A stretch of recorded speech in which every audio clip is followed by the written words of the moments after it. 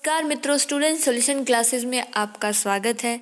इससे पिछली कक्षा में हमने महाराणा प्रताप पाठ स्टार्ट किया था। उसके अंदर जो लास्ट लाइन थी वो ये थी कि महाराणा प्रताप ने सभा बिठा करके उनके सामने एक प्रतिज्ञा ली थी कि जब तक वह अपने हाथों से गए हुए राज्य को पुनः प्राप्त नहीं कर लेते तब तक वह सोने के पात्र में खाना नहीं खाएंगे और राजप्रसाद अर्थात महल में वो विश्राम नहीं करेंगे और कोमल आसन पर नहीं सोएंगे। उसके बाद हमें करना है, आगे देखिए। प्रतापस्य राज्यकाले अकबर इति नामकः मुगल शासकः आसीत्। तो प्रताप के राज्यकाल में अकबर नामक मुगल शासक था। अकबरस्य सेनया सह प्रतापस्य अनेकवारं युद्धम् अभवत्। अकबर से सेना अर्थात अकबर की सेना के साथ प्रताप का अनेक बार युद्ध हुआ। मुख्य युद्धम हल्दी घाटी स्थाने अभवत, और जो मुख्य युद्ध था वह हल्दी घाटी नामक स्थान पर हुआ था। अतएव एतत् हल्दी घाटी युद्धम इति नामना प्रसिद्धम अस्ति। अतएव हल्दी घाटी युद्ध, यह हल्दी घाटी युद्ध नाम से प्रसिद्ध है। आगे देखिए। अस्मिन् युद्धे प्रतापः चेतक इति नामकम् अश्वम् आरुह्य बहुशौर्यं प्रदर्शितवान्।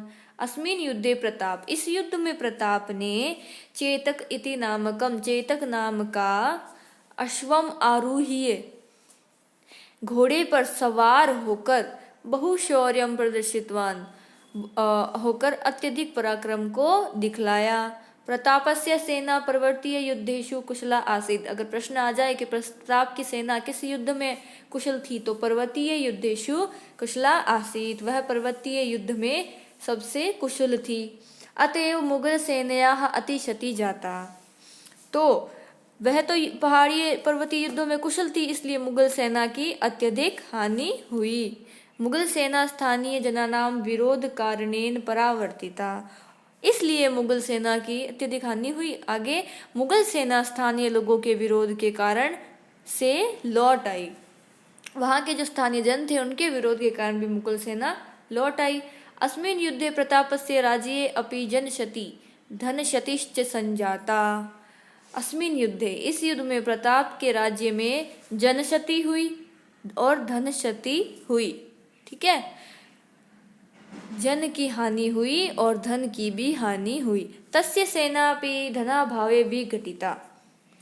फिर क्या हुआ, उनकी सेना भी धन के अभाव में बिखर गई। विघटिता अर्थात बिखर गई। परम प्रतापः कदापि पराजयम न स्वीकृतवान। लेकिन प्रताप जो थे, महाराणा प्रताप जो थे, उन्होंने कभी भी पराजय को स्वीकार नहीं किया।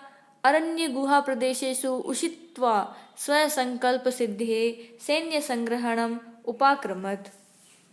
तो फिर क्या हुआ, उन्होंने अब पराजय को स्वीकार नहीं किया।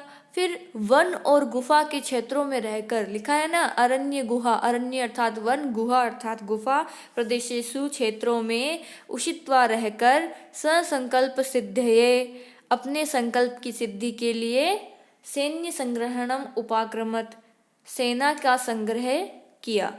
फिर सैन्य संग्रहणम तत्प्रशिक्षणम च बहु वित्त साध्यम कार्यम।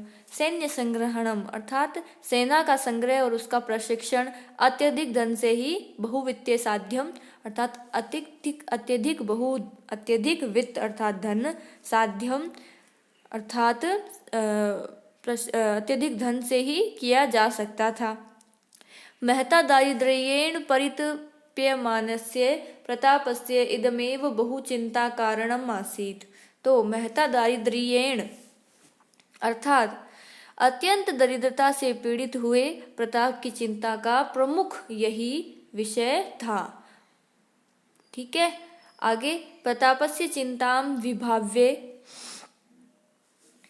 प्रताप की चिंता को जानकर, विभाव्य अर्थात जानकर, भामाशा नामा कश्चित श्रेष्ठी, भामाशा नाम का कोई श्रेष्ठी अर्थात श्रेष्ठ सेठ किमपि महत् कार्यं कृतु कालः समायात इति भावितवान।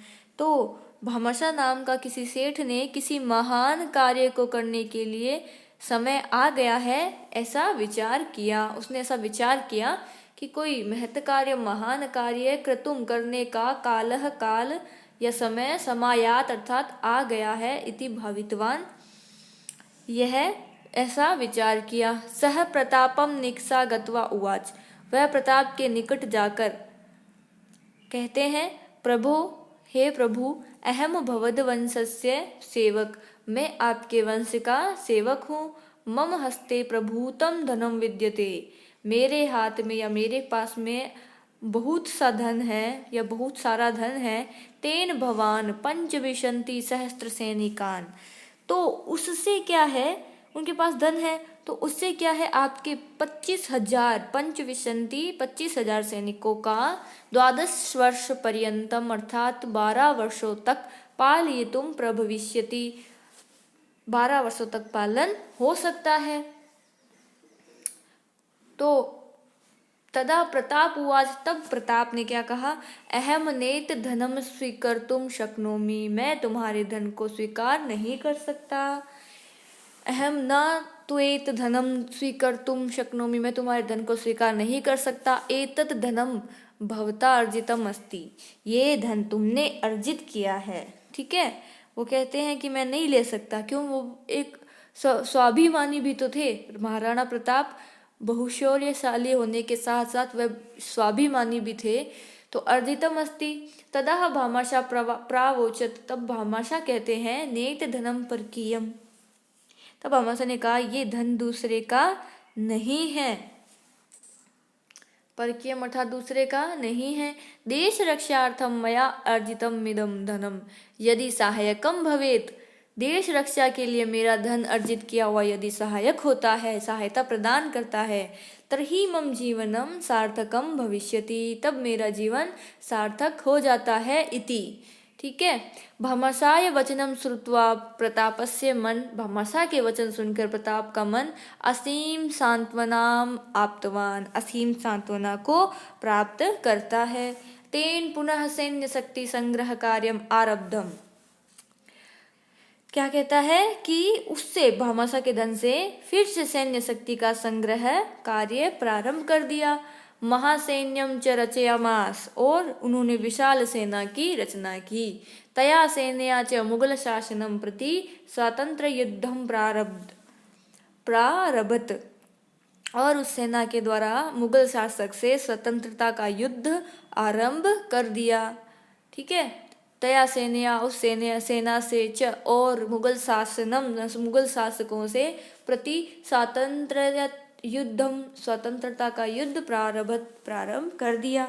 स्वराज्य हस्तच्युतान अनेक भागान पुनः हस्तगतान कृतवान, और अपने हाथ से गए हुए अनेक राज्य के भागों को पुनः अपने हाथ में ले लिया। तेषु मोही गोगुंदा उदयपुरम इत्यादि मुख्य आसन, उसमें मोही गोगुंदा उदयपुर इत्यादि मुख्य थे। स्वराज्य शांतिम स्थाप्य, अपनी राज्य में शांति की स्थापना करके, चावंड नामकम स्थानम स्वराजधानीम अकरोत, चावंड नामक स्थान को अपनी राजधानी बनाया।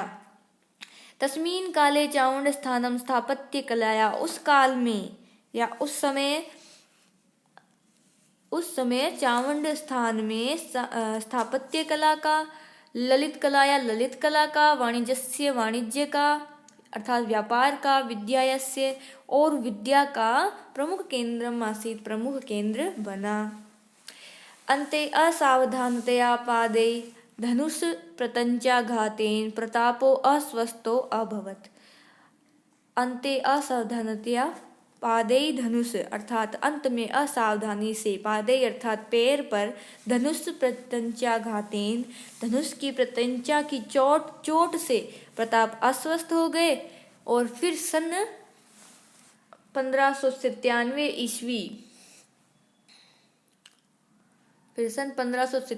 ईस्वी, तमे ईस्याब्दे अर्थात ईस्वी में प्रताप दिवंगत हो गए या फिर स्वर्ग लोक को प्राप्त हो गए। प्रताप महान सेना नायक, जननायकः, व्यवस्थापकः, संघटनकर्ता च आसीत्। प्रताप एक महान सेना नायक थे, अर्थात सेनापति थे, जननायक थे, व्यवस्थापक और संगठनकर्ता थे। भारतवासिनः अधुनापि तस्य स्वतंत्र प्रेमिणः शौर्य गाथां गायन्ति। और भारतवासी आज भी उनकी स्वतंत्रता प्रिय शौर्य गाथाओं को गाते हैं। शौर्य गाथां गायन्ति गाते हैं।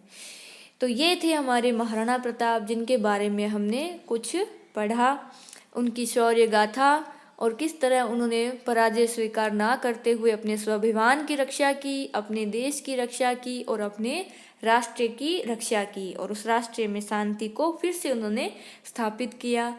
तो इससे हमें क्या सीख मिलती है कि महाराणा प्रताप जैसे वीर शौर्य गाथाओं वाले जब हमारे देश में ऐसे हुए थे, तो सोचिए आज हम भी विद्या और पाकर के आगे अपने देश के लिए क्या कुछ नहीं कर सकते। इसलिए हमारे देश के जो रक्षार्थी थे और जो तपस्वी थे, उनके बारे में पढ़ने से लिखने से हमें इस चीज़ के बारे में पता चलता है कि वो किस प्रकार के थे, और हम भी उन्हीं के वंशज हैं, तो हम किस प्रकार के होंगे। अगली वीडियो में हम प्रश्नोत्तर और उसकी व्याकरण करेंगे। धन्यवाद।